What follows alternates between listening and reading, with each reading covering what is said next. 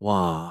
各位街坊，你哋試過未啊？喺屋企捋捋下，揾翻幾年前，甚至係廿幾30年前結婚擺酒或者長輩送嘅金戒指、金頸鏈，諗住攞出嚟戴下，或者去金鋪換下款，點知一打開個首飾盒，真係心都離一離。原本閃靈靈、黃鹂鹂嘅金色咧，竟然變到黑麻麻，甚至有一塌塌好似鏽跡咁嘅嘢。好多人第一反應就係死啦，係咪買咗假嘢啊？或者係哎呀呢啲金唔純啊？跟住就攞塊布或者用把舊牙刷，攞啲牙膏係咁刷，係咁塗。我話你知，千祈唔好咁樣做。你越賴就越傷件金，甚至會令到啲金越嚟越薄，最後去回收嘅時候仲會被扣錢啊！真係喊都無謂。其實珠寶行有個收收埋埋唔想你知嘅秘密，就係呢啲所謂嘅發黑啦。9成9都唔係因為啲金假，而係因為氧化或者表面沾咗化學物質。今日我就要同大家分享一個神級去污法，唔使攞去金鋪俾人收幾百蚊清洗費，亦都唔使買咩專業洗金水，只需要你廚房入邊兩樣最普通嘅去污神器浸一浸，你嗰隻變黑咗嘅舊戒指真係可以秒變新戒指，閃到鄰居以為你發咗大財，買咗件新嘢啊！我哋首先要搞清楚一個概念，點解9999足金或者係18K 金會發黑？好多人以為真金唔怕火煉就一定唔會變色，呢個係大錯特錯。雖然黃金本身嘅化學性質好穩定，但係我哋平時生活入邊接觸到嘅嘢，對佢嚟講都係傷害。例如我哋女士們最中意搽嘅護膚品、香水、防曬油，甚至係沖涼嘅沐浴露、洗頭水入邊含有嘅化學成分，尤其係一啲含汞或者鉛嘅微量元素，同黃金接觸之後會產生化學反應，形成一層黑麻麻或者白茫茫嘅物質喺表面。仲有一點，香港天氣咁潮濕，夏天又熱，出汗係所難免。我哋啲汗液入邊有尿素啊、脂肪酸啊，仲有氯化鈉啊，呢啲嘢長期積聚喺金色嘅罅隙入邊，耐咗就會令到黃金表面失去光澤啊。所以見金發黑唔係因為佢唔純，而係佢病咗，需要我哋幫佢做個深層 SPA。好啦，入正題，呢兩樣去污神器到底係咩？大家記住啦，就係鹽同埋錫紙。係咪好驚訝？係咪覺得有冇咁簡單啊？你試過之後咧，就會發現咧，化學嘅力量真係好強大。點樣操作咧？你首先攞一個普通嘅食飯碗或者係細細個嘅玻璃容器啦，先將一張錫紙剪成可以完全鋪平喺碗入邊嘅大細。記住要將閃嗰一面向上，啞色嗰面向下鋪。點解要用錫紙啊？因為我哋要利用電解還原反應。錫紙上邊嘅鋁會同鹽水入邊嘅離子產生作用，將金色表面嘅氧化硫或者其他雜質還原。鋪錫紙之後呢，我哋就放入一匙羹，平時食飯用嘅粗鹽或者細鹽都得。跟住最關鍵嘅一步嚟啦，注入熱水。呢度嘅熱水最好係啱啱煲滾嘅，大約90幾度到100度。當你倒入熱水嘅時候，你會見到啲鹽開始溶。錫紙同水之間好似有啲細細嘅泡泡，呢個時候你就將你嗰件發黑發暗、失去晒光澤嘅金戒指或者金頸鏈輕輕咁擺入去。記住啊，見金一定要接觸到錫紙。你可以用隻筷子稍微撥下佢，確保佢係貼住錫紙底嘅。你喺側邊望住，你會發現一件好神奇嘅事啊！幾分鐘之後，原本黑麻麻嘅表面咧，竟然好似褪色咁，啲黑色物質慢慢散去，咁水可能會變到有少少濁啦。通常浸個3-5分鐘就夠啦。如果件金真係擺咗30-40年，黑得好勁，你可以浸耐少少，或者加多一粒仔洗潔精入去。洗潔精嘅作用咧係去油漬嘅，因為好多時金色發黑咧係因為包住咗一層厚厚嘅人體油脂。浸完之後咧，用筷子夾件金出嚟咧，放喺冷水下邊沖一沖，將殘留嘅鹽分同埋洗潔精沖乾淨。最後亦都係最重要嘅一步，攞一張柔軟嘅紙巾或者係抹眼鏡嗰種纖維布，輕輕咁印乾佢。唔好用力度嘅，因為金好軟啊。如果你用力度，可能會留低一絲絲嘅刮痕。當你抹乾之後咧，你再攞起件金睇下，你真係會嗌出嚟啊！原本嗰種死氣沉沉嘅黑色冇晒，取而代之嘅係一種好自然、好柔和嘅黃金光澤。呢種光澤同你啱啱喺周大福、周生生買翻嚟嘅時候一模一樣。鄰居見到你戴住呢隻新戒指，真係會以為你最近賺到錢，又去幫襯珠寶行。點解我話珠寶行唔想你知呢個方法啦？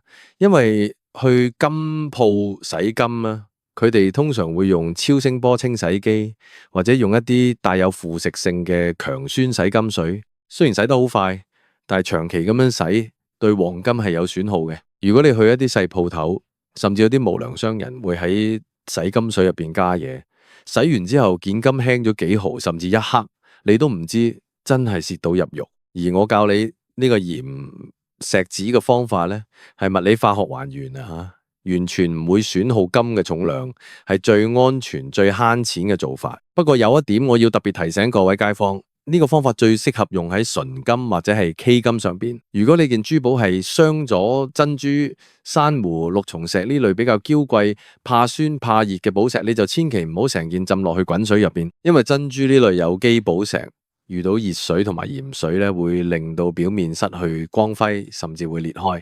如果係鑽石或者紅藍寶石嘅鑲嵌金色咧，通常係冇問題嘅，但係都要注意水溫唔好太劇烈波動。講翻轉頭咧，除咗發黑之外咧，有啲人會發現咧，件金大大下變咗白色，呢個情況仲驚，以為咧係買咗包金或者電鍍嘢。其實呢種情況咧，通常係因為你接觸咗含汞嘅嘢，例如打破咗溫度計啊，或者用咗一啲美白效果特別強啊，但係成分不明嘅化妝品啊。黃金遇到汞咧，會產生一種叫金汞齊嘅白色物質。遇到呢種情況，你用鹽同錫紙就未必搞得掂啦，因為呢個係深度化學結合。呢個時候你就真係要揾專業嘅珠寶師傅，用高溫火槍噴一噴，水銀遇到熱會揮發，金色就會翻嚟啦。但係呢樣嘢喺屋企千祈唔好自己試，因為揮發出嚟嘅水銀蒸氣係有毒嘅。平時我哋應該點樣保養啲金器先可以令佢哋幾十年都咁靚呢？其實好簡單啦，第一，記住最後戴上最先除下，即係話你化好晒妝啦，噴晒香水啊，戴好晒耳環啦，咁啊最後先戴金色啊。咁翻到屋企咧，第一件事就係除咗金色先去沖涼洗面啦。第二，如果要去做運動啊、游水啊，或者去浸溫泉啊，記住一定要除低件金泳池水入邊嘅氯，同埋溫泉入邊嘅硫磺咧，係黃金最大嘅敵人。好多人去完一轉日本，浸完溫泉翻嚟，條金頸鏈變到成條黑炭咁，就係呢個原因。第三，唔同硬度嘅首飾要分開擺。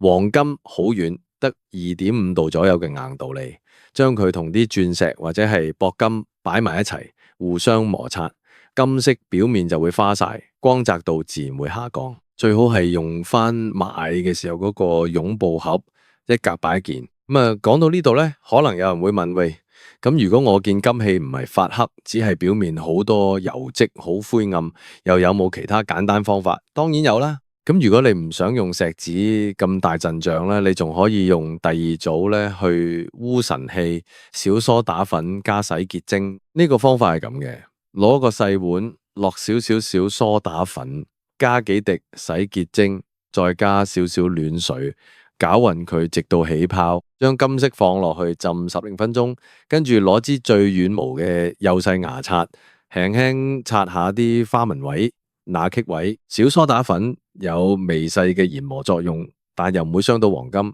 可以將平時積聚嘅老泥油脂全部帶走。刷完之後用冷水沖乾淨，再印乾佢，你會發現件金即刻由亞色變翻做靚面。其實我哋香港人咁中意買金，除咗係因為佢保值之外咧，仲有一份情意結。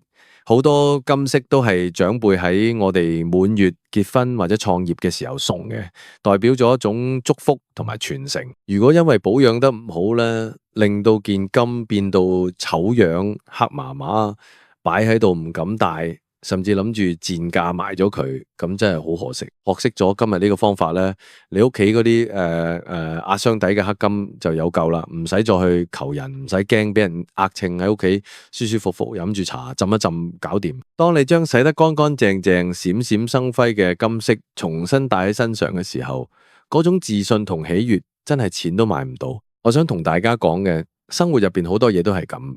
睇落去好似已經壞咗、舊咗或者冇用啦。其實只要你肯花少少心思，揾啱方法，佢哋都可以煥發第二次生命。正如呢啲舊金器咁，佢哋嘅價值從來都冇變過，只係俾一時嘅污垢遮住咗光芒。如果你覺得呢個分享幫到你，或者你身邊都有啲朋友成日為咗金飾變黑而煩惱咧，記得話俾佢哋聽呢個方法啦。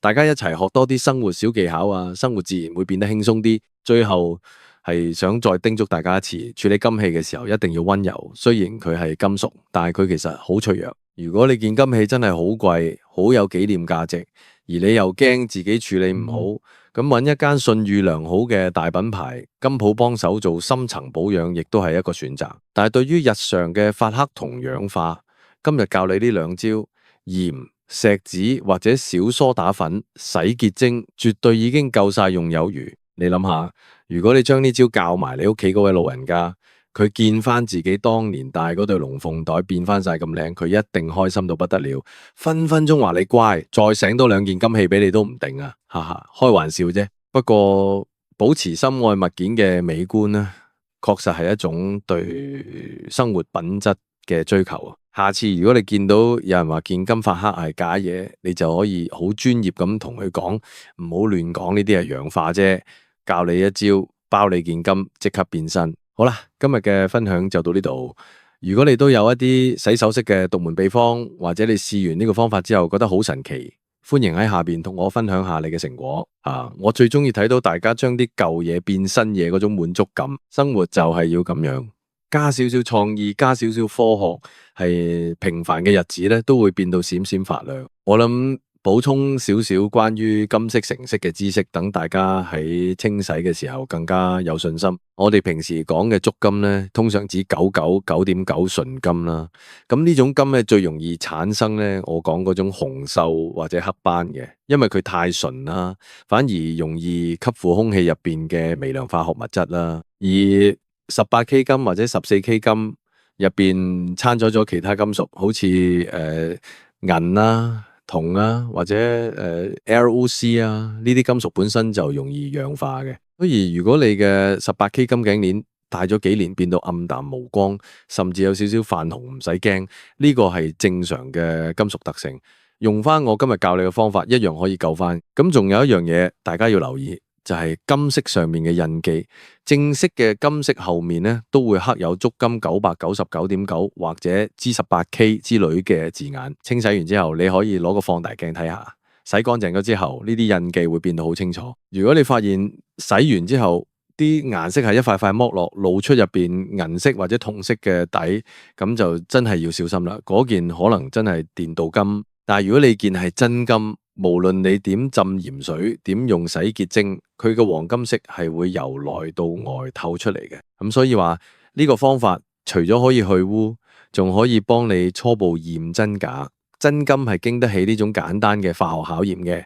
不過講到底，去信譽好嘅金鋪買金，始終係最穩陣嘅。咁最後呢，祝大家每一件金器呢都閃閃生輝，戴起上嚟整個人都精神晒，好運呢自然接踵而嚟嘅。如果你有興趣啦，下次我可以再同大家講下點樣清洗銀器啊，或者點樣保養玉石啦。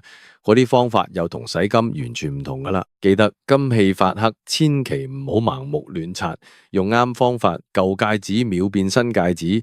鄰居真係會以為你發咗達，日日都有新嘢戴。得閒多啲整理下自己啲首飾盒，可能你會揾翻好多遺忘咗嘅驚喜同埋回憶。希望今日呢篇長長嘅分享可以幫到大家，令你啲寶貝金器重現光芒。